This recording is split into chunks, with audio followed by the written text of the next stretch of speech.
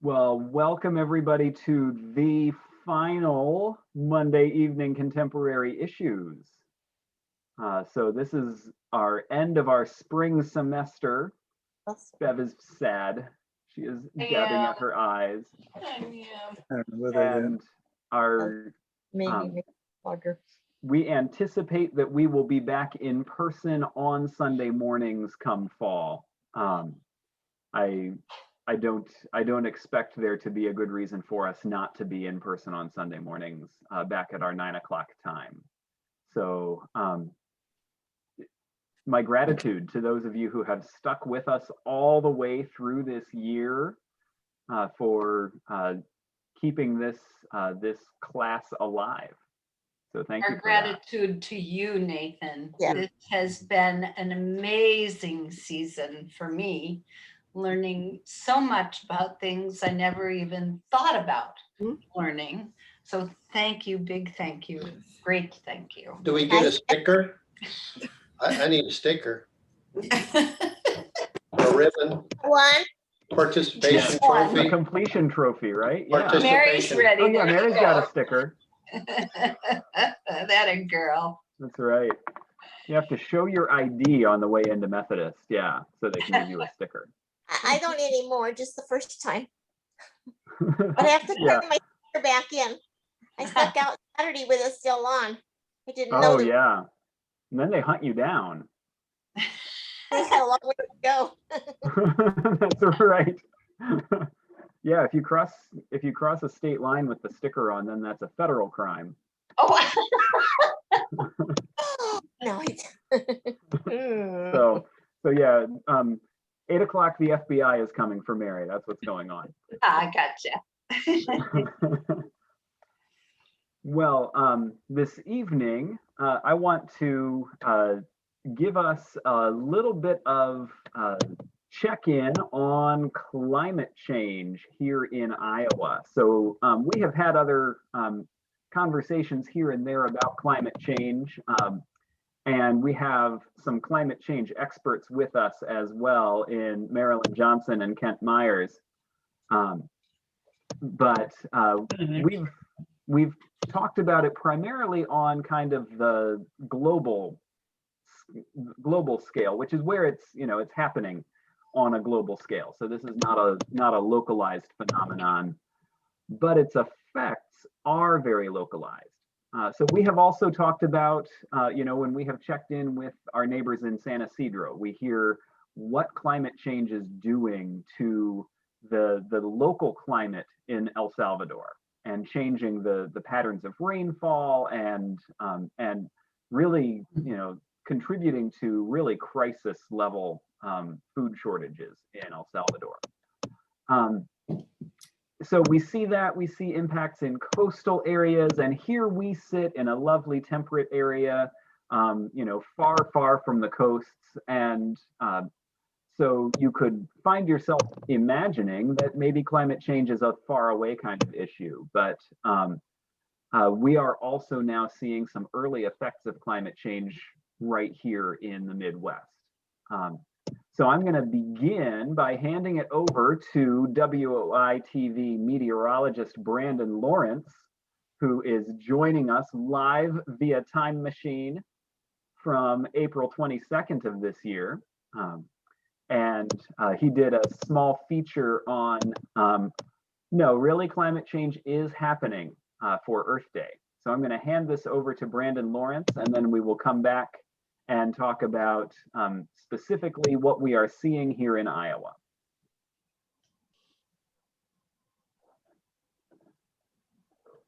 So there is a very brief glance at how climate change is already happening here in Iowa, not some faraway thing, but taking place right here in our own immediate climate. And the Iowa DNR has a longer list of climate impacts that we know are on their way, and are many of these are happening already. So increased precipitation and especially extreme precipitation. Longer dry spells and then really intense periods of rain that lead to flooding, and overall 8% more precipitation per year from 1873 to 2008. So an overall increase there. Higher temperatures. So that was, Brandon showed us the graph of temperatures, and we know that temperatures can change by 60 degrees in a given day. But overall, even just that 2.5 degree change in temperature, that's a bigger change than the global temperature change. So we are catching more of that heat than the globe on average. And long-term winter temperatures have increased 6 times more than summer temperatures. So the winters, even though we'll have those deep cold snaps, the overall winter temperatures are not as cold. And it's not cooling off as much at night either. So both of those, the sort of this residual heat, both season long and day by day. And it's more humid than it was before, which in turn fuels thunderstorms. So that's where some of that more intense summer precipitation comes in. From an agricultural perspective, last time I checked, we are still by square mile an agricultural state. And those extremes are more important than the averages in terms of crop and livestock productivity. So you can have a really great growing season until early August, and then you flatten all the corn and it gets real bad real fast. Or just a long, hot, dry spell can do the same. And the higher amount of carbon dioxide in the atmosphere makes plants grow faster and send out a whole bunch more pollen, and that's great, but it also tends to lower the nutritional quality of those plants. And then at some point, it gets too hot for that accelerated growth too. The kind of the cycles of the season, when things leaf and flower, when the birds arrive, when when and where animals go, those are obviously temperature dependent, and over a long span, those are leaves and flowers are coming sooner in the spring, birds are arriving earlier in the spring. Animals are moving farther north than they had been in the past as they are adjusting to even just that, again, 2.5 degree average change. And as temperatures rise, you also get more of the air pollutants, the fine particles and ozone stick around more in the higher temperatures.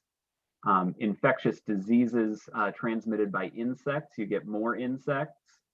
That's not to say that we need to kill the insects, right? We have that problem as well with, losing our pollinators, but we get, more of the insects that we don't want. And so these are all sort of present effects of climate change that are already beginning here in Iowa. That we're seeing even just as we look back a couple decades, a few decades. Some of us can look back, in agricultural terms, many decades, and see, it's not just the equipment that's different in agriculture today versus before.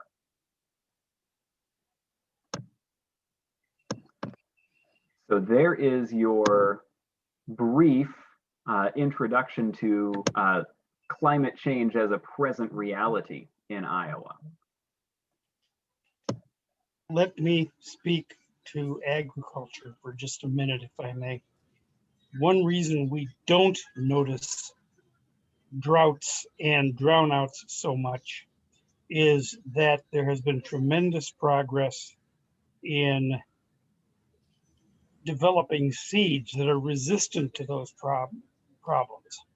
I can read about it all I want, but when I talk to farmers I know, they say, yeah, they're doing that, and year by year they change the seeds. The smart farmers are paying much more attention to what Amos tells them, and that's one reason we aren't noticing the problems, that we're keeping ahead of them, but not by being better, just by being more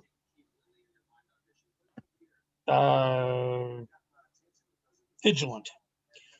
Another thing I will tell you from personal experience is that I've been going to ag shows for 40 or 50 years now. And there's always a climatologist or somebody on the panel. Excuse me. There's always a climatologist or somebody, thank you, on the panel. And I would always try to engage them in conversation about what's going to happen. And they would always dodge the question until about 5 years ago. Now they suddenly sound more like Reverend here. They say, it's real, it's coming, we can measure it, you can't deny it anymore. The problem is the farmers may be getting smarter, the meteorologists may be getting smarter, but I'm not sure anybody else is. Talking about it is just great as far as I'm from where I sit in my easy chair, but it occurs to me that I'm not going to be here forever, and before it all, almost said a bad thing, all gets bad, I'm going to be gone. And I'd like my kids and my kids' kids to have it good, if not better. But most of the people around them don't care. It's easier for me to think, why should I care if the people who actually have skin in the game don't care, and a third of them get up and say it's all phony and we're all communists. I have trouble. I have more trouble caring, and this is the time for y'all to talk me out of that. And I'm not saying I'm going to go out and set fire to forests, but I'm not as passionate about climate as I used to be. Now, John, don't set fire to the forests. They are important carbon sinks. We need controlled burns for the health of the forests so they can continue drawing carbon in, but don't burn them down. Okay, that'll be my contribution. I won't go out and burn any forests down today. Bingo. The university mentioned or has done a county by county survey across the country. In the case of Iowa, they believe about 57 to 60% of Iowans believe in climate change, but only 35% of those, or 40, believe it will affect them personally. And I think that's the rub, is how does it affect me personally? And I've seen in businesses past, when I've worked with attorney, trying to turn a company around, people tend to deny something's going to happen if it affects them because they just don't want to realize how much difficulty they're in. And I think you're seeing some of that.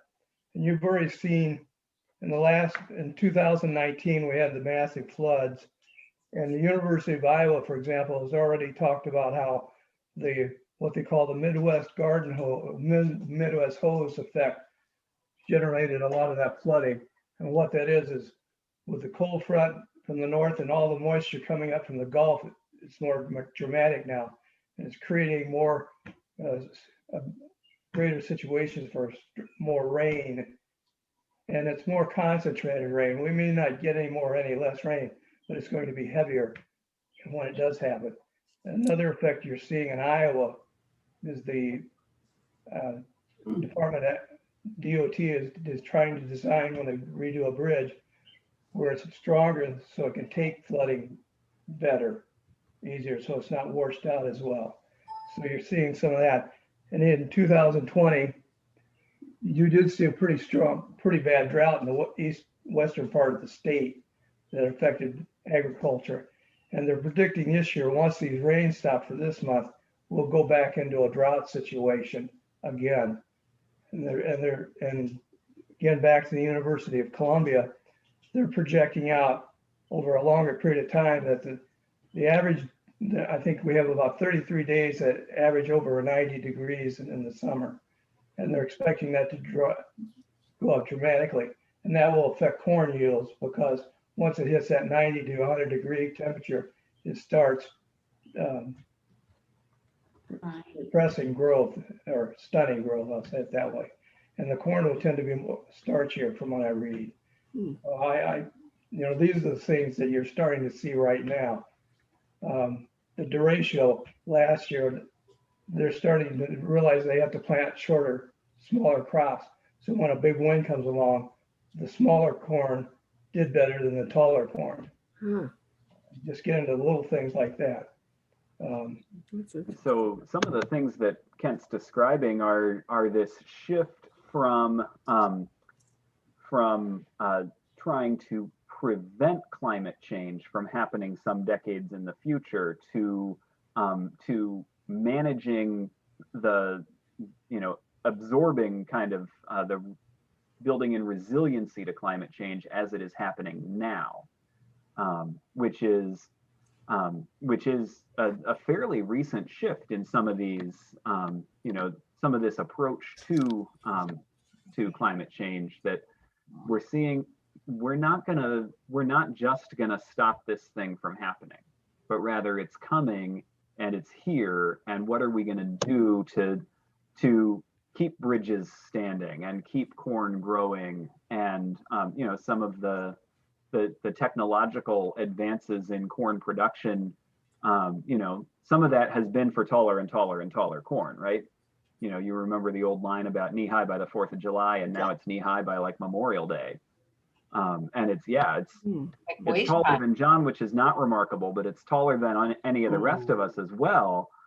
And typically it's up to our shoulders and our head by the 4th of July, when knee high used to be great. Which was helpful for yields under a certain set of climate conditions.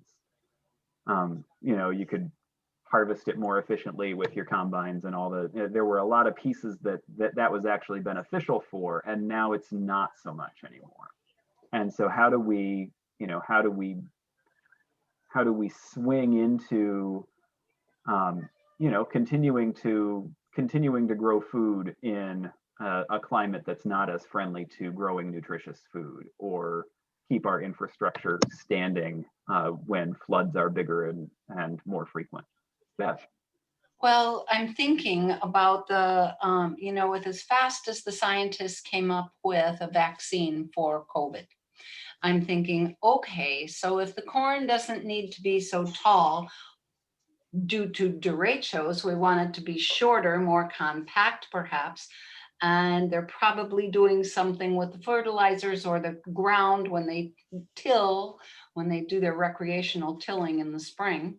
Do you think that maybe they would also be then working into the dirt things that will hold water better?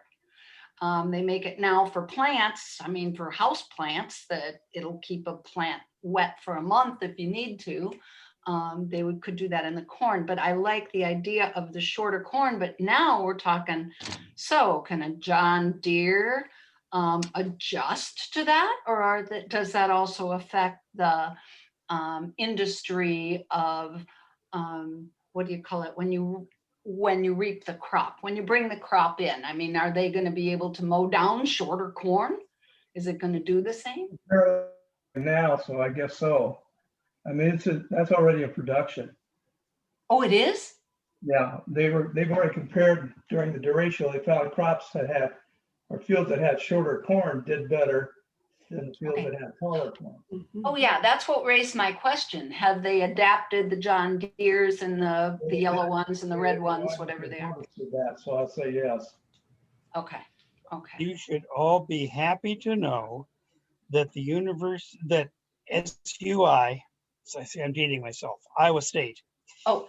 And Purdue and Missouri and Michigan State and a couple of the other leading ag land grant colleges are years ahead of us on this stuff. And if I pick up a magazine, I'm going to read all about that. Tillage is completely changed from when I was a kid. hardly anybody does a moldboard tillage Well, they're saving anymore. the dirt, right? They leave Hmm? it, they leave That too, crop to but it's what they mix in to hold water, Oh. and all the things you're mentioning are all being done, but there's only so much they can do. So that's why I was saying we're kind of holding it off and pretending it isn't there, but it's Yeah. still there. We're doing things that they invented. Some of you are familiar with the Wallaces. Stuff the Wallaces invented around 1900 are now being done routinely. Where my dad spent his whole production career preaching about that stuff in terms of land stewardship. He was a very good Presbyterian and paid a lot of attention to stewardship. I heard about that all the time, and he was right. And there are a few more people paying attention, but I'm afraid there are a lot more saying, oh, the universities are going to keep up with this just like they got us out of COVID in a year. Ain't so. Ain't going to happen. Bruce. Every day, we have the technology to see around the world the disasters from the melting of the glaciers to the burning of the forest to the tornadoes, the floods, and I mean it's in our face every day. So I can't believe there are people out there that are deniers of climate change. It's just incredible, all of the evidence it's right in our face. Well, I think it was interesting. You know, Kent cited the survey, and it was not that people are saying climate change isn't happening, but they're saying it's not going to affect me, which is it's the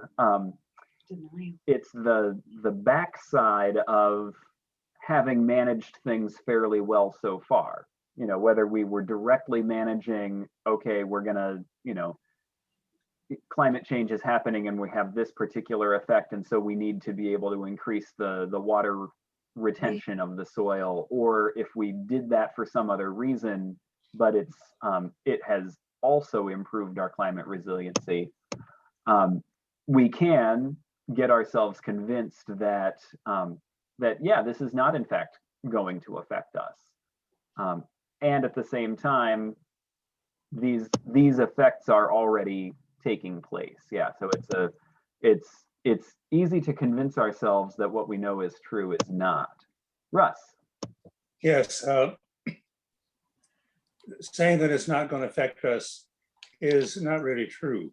It is affecting us now. Floods, washout floods in the southeast, terrible fires in the west,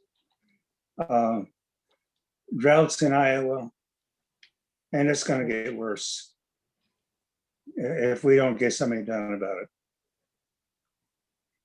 Yeah, on a more local level, I just read the news a couple weeks ago that if we have a very severe drought in central Iowa, even though we've got two rivers, the Raccoon and the Des Moines, that we could be rationing water. And I thought, it had never really occurred to me because we've got two rivers and I thought we're safe. Well, that's not necessarily the case, and we may have to be cutting down on our water usage. Part of the problem with the water situation is there's so much nitrogen going into the water from runoff from the fields that it's expensive to what I want to say, clean it, make it drinkable.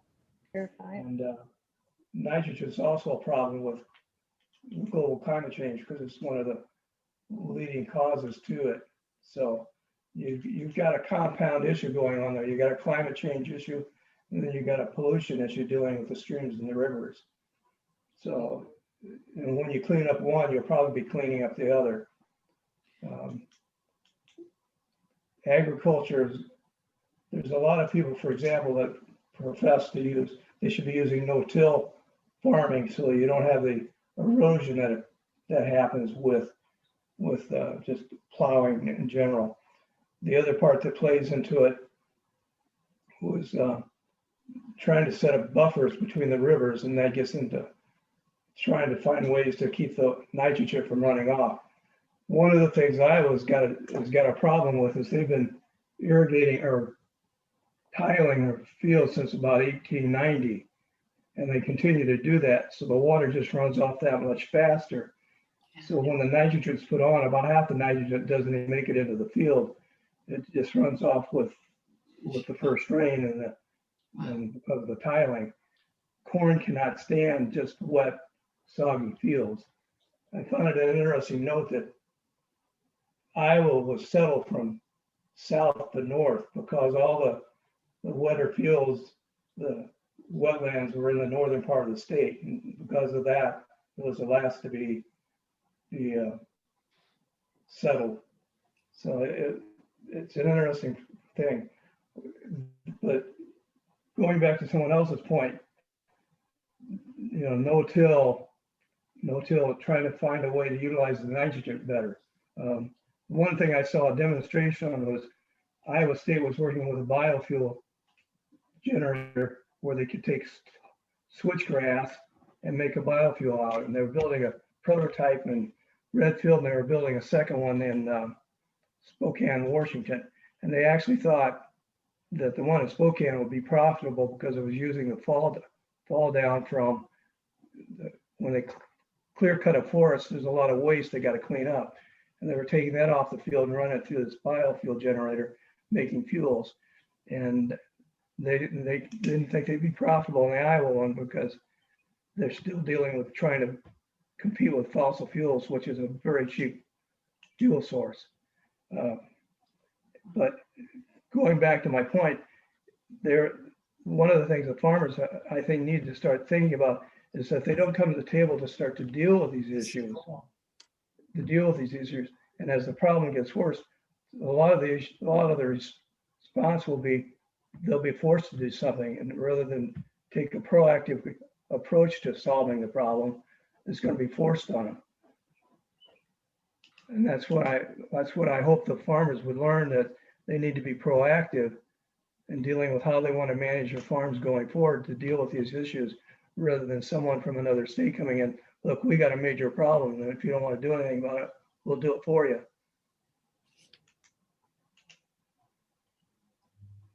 I find that most farmers are doing exactly that. Now, I don't talk to all farmers, but most of the ones I talk to are saying exactly that, and then saying, we're doing all this work and all they do is complain about prices.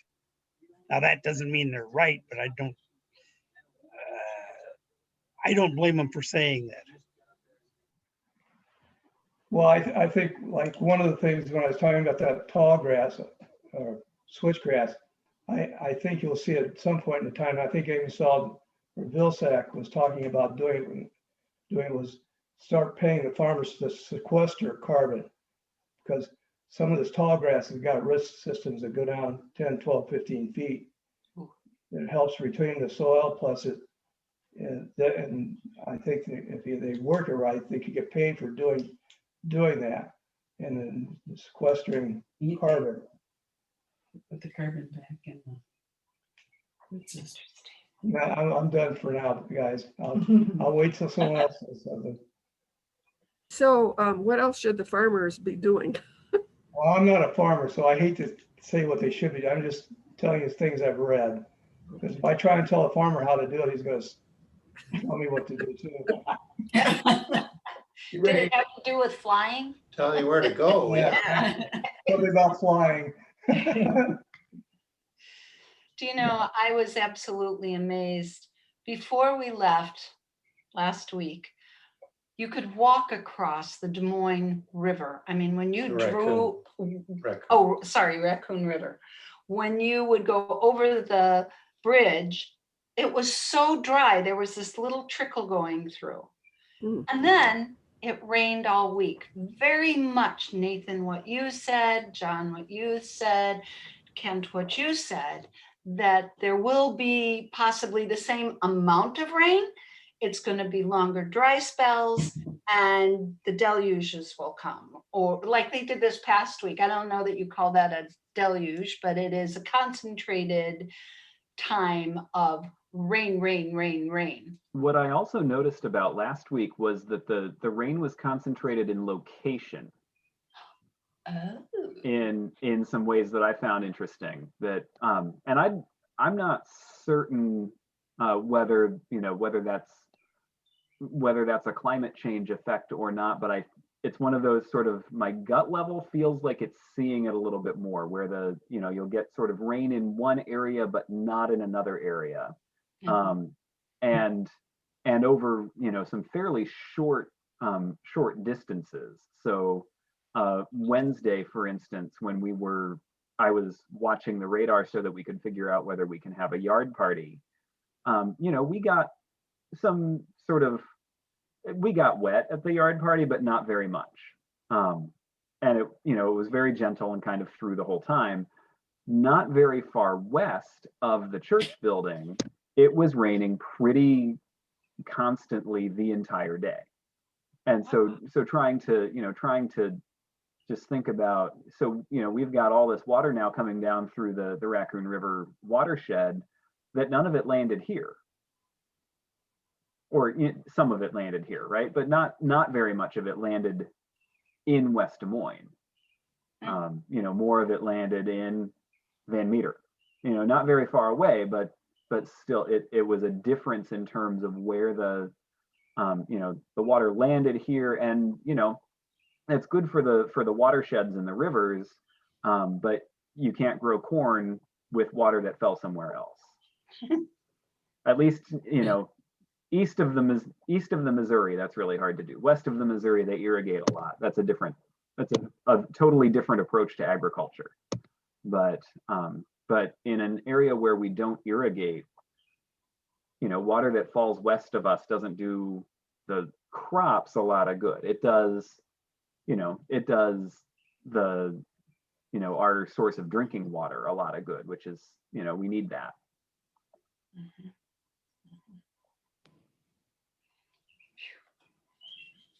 Yeah. No, it's an interesting subject for sure. The one thing that I'd like to share with the group I found interesting, I sent Marilyn a link to it, but if you Google something called En-ROADS, EN-ROAD, you'll get to a website that shows a program that was developed by MIT and then Climate Energy Interactive. And there's a lot of variables you can play with to see how that would affect the climate. It's an interactive module. And for example, if you electrified all your cars, how much difference would that make going forward? And a lot of people think that's going to be a big change. But the problem becomes, cars take 10 to 12 years to rotate out, the old fleet to the new fleet. So going all electric with cars is not as big a saver as you think. And it had other things like, if you started developing more renewable energy like wind and solar, you could play with that part of the slide, and it'll kind of tell you how that will affect the temperature going forward. I just found that interesting, and it also shows you how difficult this subject is. Man has affected climate once already, and that was the ozone layer, the ozone hole. And under Reagan, we had the Montreal protocols, and they changed this carbofluorides out of the air conditioners and everything. And they're projecting now that by 2050, it will be sealed. It will be closed up again. And if we hadn't done something like that, you'd be getting sunburned in about 10 minutes walking outside. So if you hadn't tried to solve that problem, that was a simple problem compared to what you're seeing with the climate change. And so if someone tells you man can't affect climate change, tell them about the ozone layer. Mm-hmm. So it seems that when we talk about these, resiliency strategies and mitigation strategies, how do we actually, draw down the amount of carbon in the atmosphere, and how do we respond to the damage that is already done. We talk about the, for instance, it would be fantastic to, to pay Iowa farmers to suck carbon out of the atmosphere. I mean, that is what plants do, right? Plants pull carbon out of the atmosphere and they stick it somewhere. And those prairie plants particularly are great at pulling carbon out of the atmosphere and sticking it way down in really deep roots, because the above ground part of the plant tends to die off and regrow each year. But the way that it does that is by stocking away all of its carbon down under the ground rather than above the ground like trees do. Trees have roots too. That's an oversimplification. But partly, if we're talking about, hey, it's gonna, last time I checked, it costs money to pay somebody to do something, right? So if we say, hey, we're going to find a way to incentivize the drawdown of carbon, or we're going to figure out a way to deal with the fact that 90% of the cars that are on the road today are going to be on the road next year too. And so that change is going to be very slow in terms of, and internal combustion cars are things that most of their carbon footprints happens after you build them, as compared to some other, there are other machines that, building it is when you really put the energy in, and then once it's there, it's worth keeping running. So that's going to cost something. And so how do we manage those costs and bear those costs in a way that does not, also deprive the people who don't have enough of what they need? How do we manage the fact that growing corn is great and is a good way to feed a bunch of people. It's also a way to produce transportation fuel that is better for the earth than digging things up out of the ground. How do we do that in a world where people also need to eat corn, and poor people need to eat corn?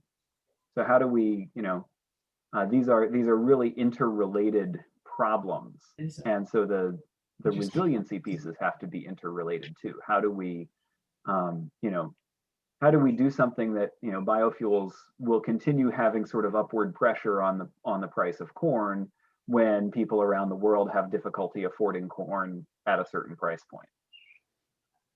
And so how do we manage both of those pieces? John and then Beth. I want to answer your question, Nathan, mostly by referring it to Kent.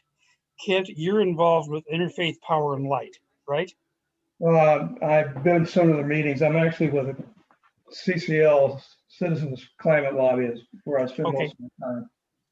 Fine, but you're still involved with such things. Yeah. It seems to me that the trick is to convince people again of stewardship of God's earth, and getting from having enough water to water my lawn or having my cornflakes at a reasonable price is a long ways from saying we've got to do this together. So I was going to ask Kent whether the outfits he worked with have any plan for convincing people to, as a group, to see the problem globally.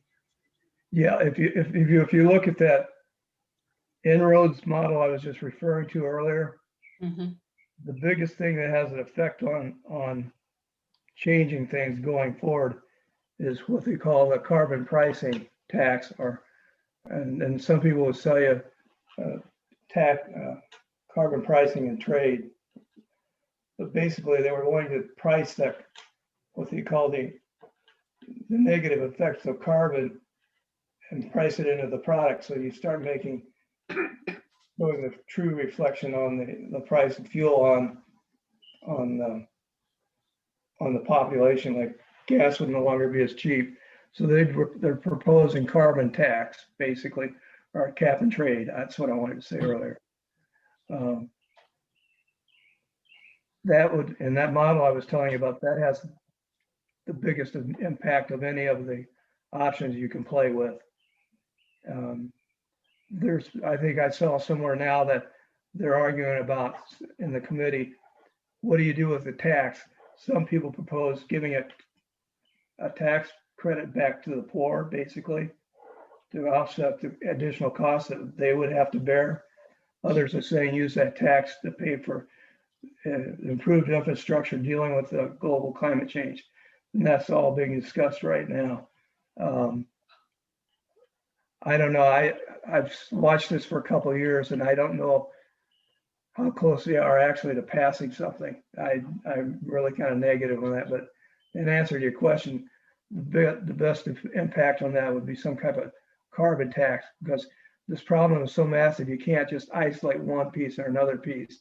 You have to basically find a way for the economy to drive the change. Mm. And what is your organization doing? I mean, They their would, presentations yeah, and stuff like we're that? doing presentations. I'm on a committee now trying to get out presentations to 99 counties. We'll be going out on Zoom. And there's another presentation coming up July 8th. And anyone that wants to sit in on that, I'll send them the Zoom link because we had to do it virtually. So, yeah, but the carbon tax is what they're proposing. And looking at that En-ROADS model that's put out by MIT, that's basically the answer. And they're lobbying? They're lobbying the senators, but the senators and the congressmen aren't going to do anything until their constituents push them to. Senators are not leading, they're following. And it's not just our Somebody senators. stuffs their back pocket. What's that? I said, until someone stuffs their back pocket with money, then they will move. Yeah. Well, that until the farmers say they're going to vote for someone else if they don't do it. And down in areas like Oklahoma and Texas, where you're in a fossil fuel world, you know, they deny climate change yet. So yeah, but a carbon tax basically. I don't know if that's where you're heading, Nathan, but that's what it sounded like to me. Yeah, I come to this conversation without answers, but some way of changing the market around climate change seems really important, because we can move all the attitudes we want to move, but if farmers can only earn their living doing certain kinds of farming, or if I can only get around on certain kinds of fuel, boy, it's really hard to change my behavior no matter how I feel about it. Right, So, and that's where the carbon pricing prices it into the product. Right. Start making shifts, and that's where the economy starts driving it. There's a lot of private entrepreneurs that are actually doing a lot of development research in this area. Not a lot, but other people are starting to do that, not just Iowa State. Etc. Yeah. All right, Bev, and then Bruce. Oops, sorry, honey. Oh, you cut me Okay. off. She was already in line. And this is just the vision that I have. We are all trying, a small group, we are trying to understand this, and we are trying to live it. Yet, with a tin can, a nickel back, the issue is we are 3 million people in our state. Chicago Metro has 9 million, and they don't recycle cans. Now, do you think they're going to start thinking about plastics? Do you think they're going to start thinking about what is happening? And we are surrounded by St. Louis, by Omaha, by Chicago, by Minneapolis and Kansas City. Do we really have a chance to make a difference? There's a book I'm reading out right now that Bill Gates put out, and he just put it out in the last 30 days. It's called How to Avoid a Climate Disaster. and he touches on a lot of that. It's one of the better ones I've read recently. I would suggest you kind of read that. Okay, thank you. How But, to avoid a climate disaster. yeah, Talk and to Cook County, Illinois, and find out if they'll move. I'm not getting endorsements from, Bill Gates isn't paying me anything for this endorsement. You figured. Darn. There's another good book, Bruce, you like the military. There's one on how climate change will affect the military. And as a side note, I know two climatologists. One of them works at the University of Colorado, and a lot of her money comes from the DoD, Department of Defense, and the military. She advises the military on how climate change is going to affect the military. And I can go into a lot of detail about that because I found that was a fascinating book to read. You just made Bill Gates richer by buying his book. So, Well, he lost 50 million on a biofuel project, so I don't think I've made up for it yet. And he has to split it with his ex-wife. He's going to split it with his wife. Yeah. I was going to say the COVID had an interesting effect. People didn't get out in their cars, didn't go to work. A lot of people stayed home. The air was cleaner over Los Angeles, and it was kind of refreshing to know that all of a sudden there's a big impetus to make electric cars. Just bang, here we are. Listen, we need to make more electric cars. But they're taking they create more issues. Oh, sure. Another thing that I'm surprised that you didn't mention, what are we going to do with China? Because China's in total the leading producer of the pollutants that are making up the climate change.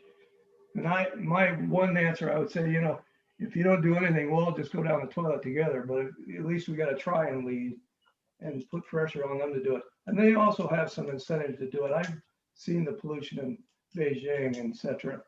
And they have, and believe me, when that water starts rising, as Bill Gates said in an interview, he said the migration coming out of Syria just looked like a prelude to what's going to happen. You think your problems down the border are bad now, wait till El Salvador and Honduras get a little drier, and there'll be a lot more headed north.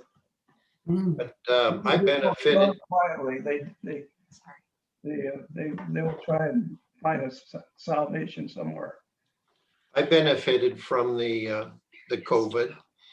I was getting 3 or 4 weeks per gallon of gas. Did you see some of those before and after pictures? Like I saw one in Paris where it was empty. Smog, yeah. Oh. And then during COVID, it was clear. Yeah.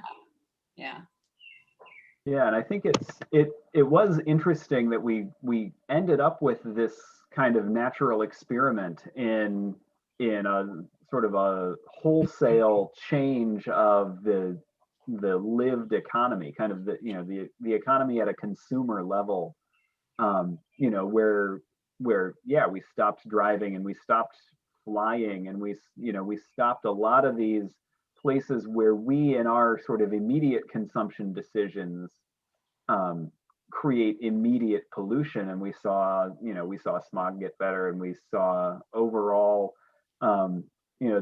they were saying, particularly in the early weeks of the global phase of the pandemic, to the extent that they can measure immediate carbon footprints, carbon emissions went down considerably during that time. So they said, this is in fact possible. Let's also remember how much cost there was to doing that.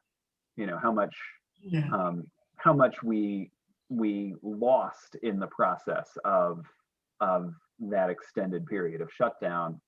But yeah, it raises interesting questions. Bev, you pointed out that electric cars are fantastic, and they come with their own costs. Yeah. And not just that you have to pay Elon Musk to get them, but keep paying him. I own stock. But that the production process is is. Yeah. I don't know exactly where the trade-offs and balances are, or how much room to improve in that process there is. Well, plus installing the Um, plug in every house. Right. And that electricity has to come from somewhere, right? Some of it comes from my roof, but so all of these, it's better consumption, but it still comes with those costs that we haven't entirely sorted out how to address. Right. Yeah. And The other so part this is of going to be the messy. problem comes- You're talking about the immediate problem, but the population is going to continue to grow, which will exacerbate the situation. And when you try and electrify, you're going to have to build in like a 60% increase over the current capacity worldwide because of the urbanization that is going on in the third world nation, modernization. The other part is never mind, I lost my train of thought. But anyway, you gotta build in that growth. It's backwards. Oh, Bye, Marion Russ. Take care. Prayers coming your way. Sorry, Kent. It's just No, that that's they have fine. to leave at maybe 8. I ran out of things to say anyway. No, that's not going to happen. Bye. We're thinking of you. The nurse said I could stay as long as I want. Oh, how nice. Oh, good. Hey, Okay. Hey, there you go. Okay, well, never mind that then. Well, I We'll still pray. Yeah. Aw. So you take care though, when it's time for you to go. yeah, I do get home so I can get here by 7 in the morning. Oh, you'll be okay. You want me to call you and wake you up? No, I'll wake up. Oh, okay. All right. but Well, the go when electric you car- feel you need to. Yeah, Okay. You were talking about the electric car, but you have to get a clean energy source for it. You're right. Right now, you'll buy an electric car and you still got to plug it into a fossil fuel plant to charge it. But we need to also move away from the fossil fuels in the electrical system to where it's a pure non-carbon system. That would be that's going to be a part of that electrical car thing. The negative part of the COVID was we cut down a lot of trees so that we have more toilet paper. Well, you say that, Bruce, but the trees might be there could be a salvation there a little bit. Concrete uses a lot of carbon dioxide and in its manufacturing process. And the trees could be cut down and used in construction, even on 3-4 story buildings. And the carbon dioxide is still being maintained within that structure because it's not rotting. So if you have a managed forest, when you start to cap that, I mean, those are the kinds of thoughts that need to go into this. So when you say trees, it's not just toilet paper. Who'd have thought? Look at the Nice cost job, of lumber. Kent. Yeah, cost of lumber is through the roof. Well, that's a whole nother issue, Bruce. Yeah, trying to find the employees, right? Well, that and COVID-19 restricted the factories to the safety issues, and they're just now starting to ramp back up. Warren, I want to hear what you have to say. You always have good things to say, but you usually leave them till the very last. I thought you'd never ask, John. He's speechless. Well, I'm taking in what you others are thinking, and that I find valuable to know how many are parallel to my thinking, how many are just a little bit askew, and how many are at crossroads with my thinking. And a couple of things have been mentioned tonight. One, I think Pam mentioned about water, and another one, I forget who it was. Oh, I think we agreed how successful we were in disease control in such a prompt manner on this COVID-19, which I think has really, if there's been anything good come out of this, I think it's the fact that we don't have to have this years and years and years of developing cures for drugs. I want to admit climate change, because 70 years ago, I remember Iowa winters being very different than what they have been the last 15 or 20. I was a kid on a farm doing chores night and day, taking care of livestock. And I mean, it got cold in Iowa. It stayed cold. The snow did not disappear. It was there from November to March. So I'll admit that the winters in Iowa are much less brutal than they were in the 50s when I was a kid working on a farm. Other things that I've thought about, and John, you tipped me here. Years ago, who would have thought about civil unrest being in Des Moines, Iowa, or Washington, D.C.? You know, that was something in those banana republics, maybe in South America or Africa. But, you know, last summer was very troubling to see how we were protecting, seriously, our own state capital, and later in January of the next year, the nation's capital. Mind-boggling. We'd never would think of that. Water. Let's go back to Pam. You know, here in the Midwest, you know, we're just finally maybe starting to experience what they are experiencing in California, fighting over drinking water or water for the vegetable and the produce. And I think there were some Hunt brothers years ago who tried to get the silver, put a corner, I can't think of the right phrase. Now those fellows are looking at water rights in the US. Water is what the caliber of the Hunt brothers are looking for. Food. There again, that used to be about people starving in Calcutta and people starving in some of the African nations. In the last 15 years, I think we've gained on providing food for those that need it in central Iowa. But I am amazed how we have not, even in our own Polk County in central Iowa, really put a big dent in everyone having, on a reliable basis, nutritious food. So when you think about world problems, if a country like the US and if a state like Iowa and a city like West Des Moines has hungry people and homeless people, how do we think we can project global satisfying all these situations globally? And a lot of you know I'm a big buff of World War II history. And I was watching some Ken Burns stuff. But we all remember in our history lessons, World War I was the war to end all wars. Oh, doesn't that sound beautiful? 20 years later, we're right back at it again. And we cannot. I was fortunate enough to go to Israel at a time when they weren't shooting rockets.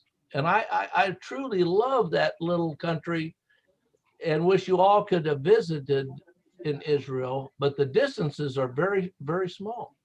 From the Lebanon border at the north to Gaza to the south to Syria and Jordan. I mean, with rockets that we've got, I don't think there's any place in the country of Israel that is truly safe. And as a tourist, there's no way. Like I say, thank goodness I got my trip in when it was peaceful. We cannot solve war. Like I say, 1918, the war to end all wars. Didn't happen. So as far, I hate to be thrown disappointment on these discussions, but human nature as it is, I'm not very optimistic, and I truly would like to be. As John mentioned, our kids, our grandkids, you know, just because we have, limited exposure to some of these problems, the inability within the US to solve these problems does not give me much encouragement on the ability to solve these similar, identical problems worldwide. Warren, I think what you're talking about is the fact that resource management is affecting income disparity in very obvious ways.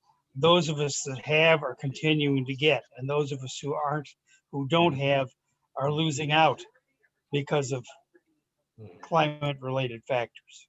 That's how I feel. Well, just one more comment on that, John.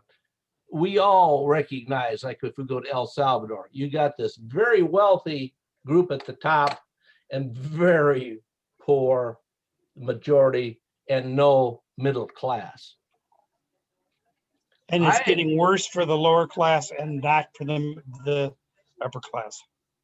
Well, there's in the US, it wasn't too many centuries or decades ago that you could be in the middle class and only have one parent working. I was fortunate. My mother was a stay-at-home mom. Now, you talk about housing, that's a temporary blip. But we are eliminating or reducing our own numbers of middle class here in the US. We're once again going to become like El Salvador. There's going to be this 10% that's got 90% of the assets, and the rest of us, the middle class is shrinking, and income disparity, as you mentioned. So I guess somebody needs to be the leader, and it would be wonderful if the US could be the leader in this laundry list of problems. But flipping that coin, if the US cannot solve their own problems internally, be it water, food, civil disobedience, income disparity, if we can't get that solved in our own country, it's pretty hard for us to hope someone else is going to lead the world on a successful campaign on any of those 4 or 5 topics. So look at all the people who deny science, deny the the COVID shot, they deny the election. Look at all the people who just seem to be ignorant. Bruce, I don't know what they are, but 8 months ago, if you'd have told me that once we have multiple companies with a valid vaccine, that so many Americans, and some of them highly educated, some of them in the medical community, see, I'm not going to take a shot. There again, I would never, if you'd have told me that 8, 9 months ago, there'd be so many people not interested in taking a shot, I wouldn't have believed you.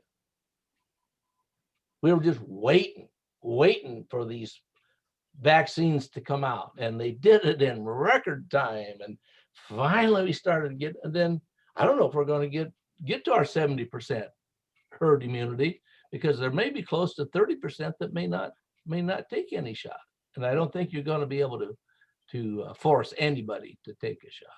Darwin's going to take care of a bunch of people. Darwin.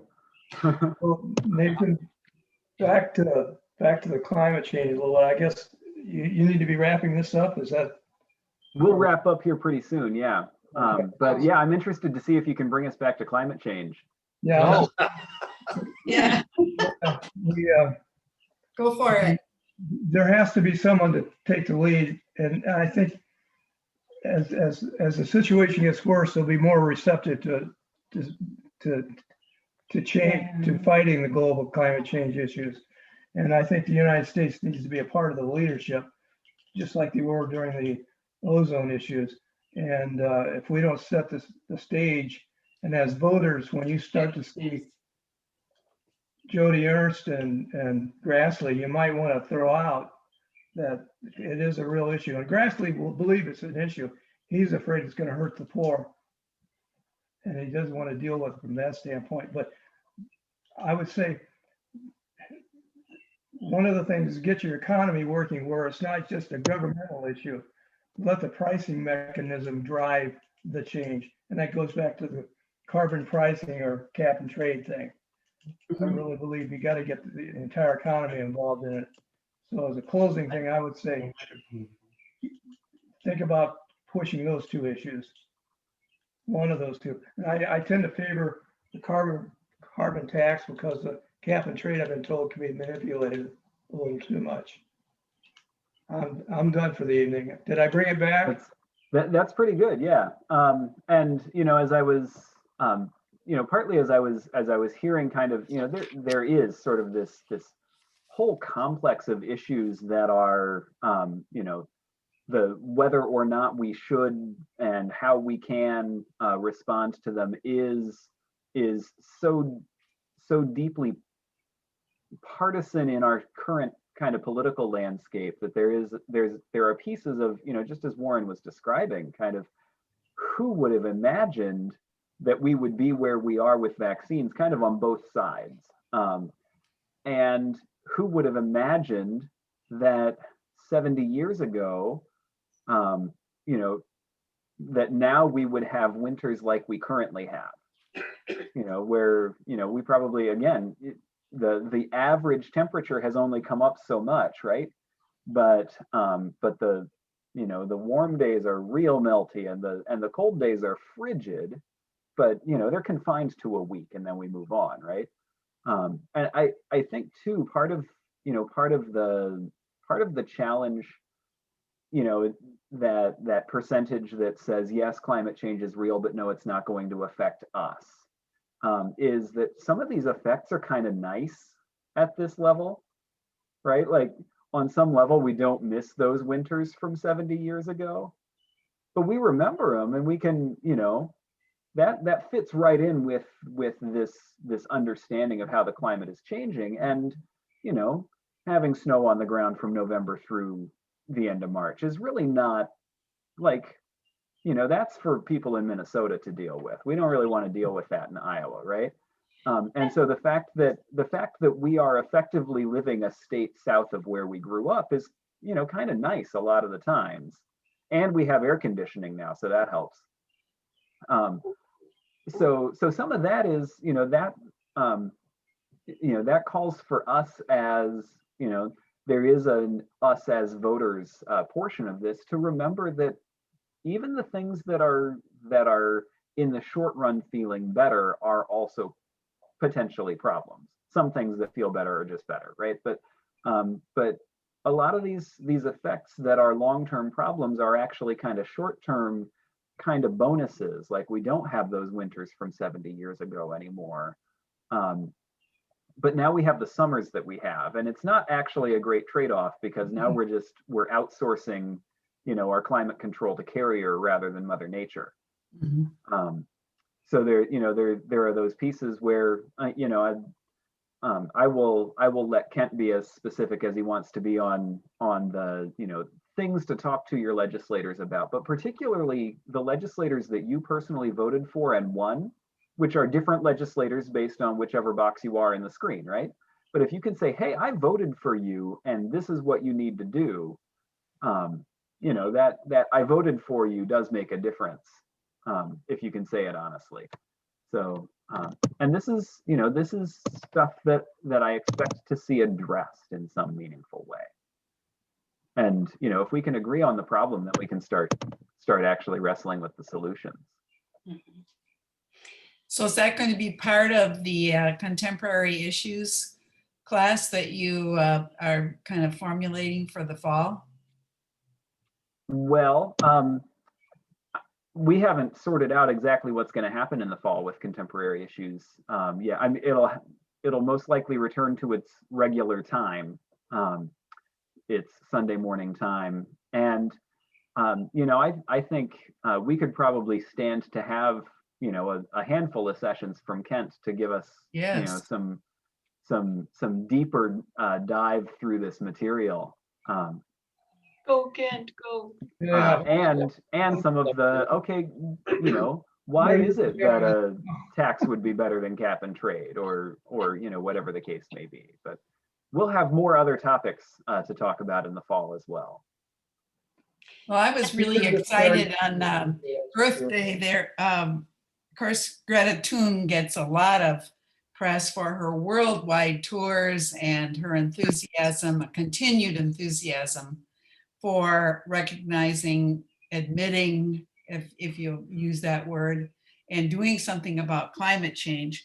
But there is a sort of a Greta Thun in Iowa, right in the Ankeny area. Her name is Lily Hill. She's in 8th grade, and she is as exuberant and articulate as Greta. And wouldn't it be fun to have her come? You know, the Kent has, all the information and the logical, the way we have to tackle this politically and scientifically, but it would be fun just to bring in someone like that, that would just get people excited about it, and just get, you know, coming from a youth, I just think it'd be a great example, and make climate change and going for climate change a positive thing. Well, thank you for that, Marilyn. I was not aware of her, so so we may lean on you to get us in touch. Okay. Bev. We also have a friend that's been Bruce's friend way, way, way longer than mine, who is a meteorologist. And I asked him a couple of years ago, what's going on with this crazy weather, and why is this happening? And he said, you know, it's a big pendulum. It swings this way, and then it'll swing back, and then it comes this way again. So there's one more thought for y'all to consider. That's all. When you talk to Harvey again, mention to him that the physics is basically pretty solid for climate change. Right now, I will tell him. 180, and I'll talk to him. I get, as long as he's sober. Yeah. Well, that's. I've got two paleontologists that'd like to talk to him. It's not the swim anymore. But if you're gonna, you know, if you want to present that, it would be interesting to present his side as well. That's all I was kind of going for. So we could have just like a little, you know, a little duke it out kind of thing there, Nathan. We could put up the ropes, and I'll walk with the sign what round we're in. And His name is Freeze. Yeah. And he partnered with a guy named Notice. So when they first came on the radio many years ago, they said Freeze Notice, and everybody panicked. It's like, what? Harvey Freeze and Charlie Notice, and they started at Iowa State in meteorology and were partners still. I mean, one's a little more retired than the other, but that's the story. I went on a cruise with Harvey Freeze about 3 years ago. Nice. Harvey and Marcia. Yeah. Yeah. They stood up at our wedding with Bruce. I had my side, he had his side. Well, anyway, Nathan. Go. And if I go against them, can I bring in my meteorologist from University of Denver? Sure. You bet. Want to fly him in? If I'm going against a pro, I want to bring a pro in.